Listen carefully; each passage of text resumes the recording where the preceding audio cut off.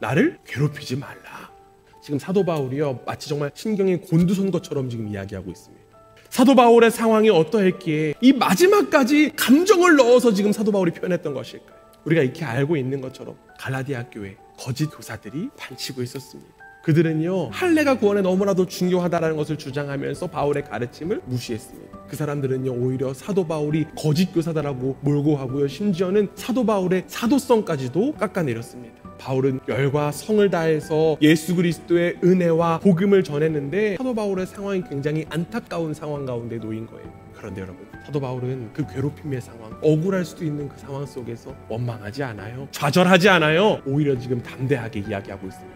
나를 괴롭히지 마세요. 사도 바울이 이렇게 지금 마지막까지 강력하게 선포하고 이야기할 수 있는 근거와 비결이 어디 있었습니까? 사도 바울이 이야기했듯이 자신의 몸에 새겨진 예수의 흔적 때문에 그렇습니다.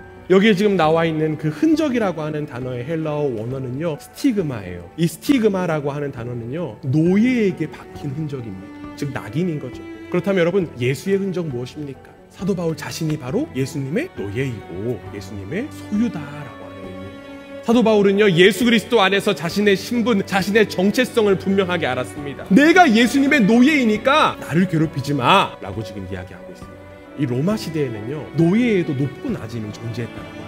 높은 신분에 속한 노예는요, 조금 더 높은 노예였다라고 해요. 반대로 낮은 신분의 주인에게 속한 노예는요, 낮은 노예였다라고 합니다. 주인의 신분에 따라서, 주인의 위치에 따라서 달라진 존재가 바로 노예였다라고 합니다. 그렇기 때문에 바울은 가장 높으신 예수 그리스도의 흔적을 지닌 예수의 노예였습니다. 예수님의 신분, 예수님의 권위로 거짓 교사들에게 담대하게 선포할 수 있었던 것입니다. 사랑하는 저 여러분, 이 사도 바울의 몸에 삼겨진 예수님의 흔적, 예수님의 상처가 바로 우리에게도 닿고 있습니다. 우리의 존재가 바로 예수님의 소유라고 하는 것입니다. 왜냐하면 우리는 이미 예수 그리스도의 죽음으로 인하여서 값을 치른 존재이기 때문에 그렇죠. 그렇기 때문에 그 누구도 여러분을 괴롭힐 수가 없습니다. 그 누구도 여러분들을 괴롭혀서는 안 됩니다. 주님의 소유인 여러분을 괴롭힌다라고 하면 그 괴롭힘은 여러분의 주인이신 예수님께로 가는 것입니다.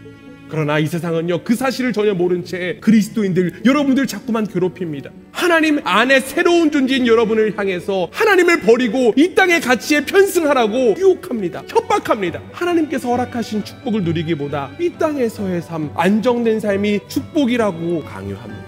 그리고 무시해버립니다. 그런데 여러분, 만약 여러분들의 삶 가운데 이러한 괴롭힘들이 있다라고 하면요, 여러분은 이 세상에서 하나님의 소유로서 잘 살고 있다라고 하는 증거인 줄 믿습니다. 십자가는요, 세상과의 분리를 위해서 허락된 은혜예요. 여러분은 십자가의 은혜를 믿기 때문에 세상의 방식과 다를 수밖에 없습니다. 모든 순간순간 속에서 하나님의 은혜를 믿기 때문에 세상의 가치와는 다를 수밖에 없습니다. 그리고 그 구별됨이 바로 하나님 나라의 백성으로서의 삶의 모습입니다. 이 세상의 가치와 이 세상의 지식에 굴복하지 않는 이들이 진정 괴롭힘을 받습니다.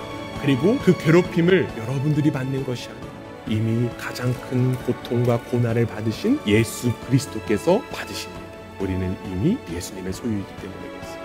그렇기 때문에 여러분, 괴롭힘 받는다라고 해서 좌절하지 마십시오. 실망하지 마십시오. 오히려 사도 바울처럼 담대하게 선포하십시오. 나를 괴롭히지 마세요. 나는 하나님의 소유입니다. 여러분이 이러한 믿음의 고백을 담대하게 선포할 수 있도록 성령 하나님께서 여러분의 입술과 마음과 삶을 주장하실 것을 믿습니다. 이제 여러분의 삶의 구석구석에서 믿음의 고백, 담대한 고백들이 선포되기를 간절히 원합니다.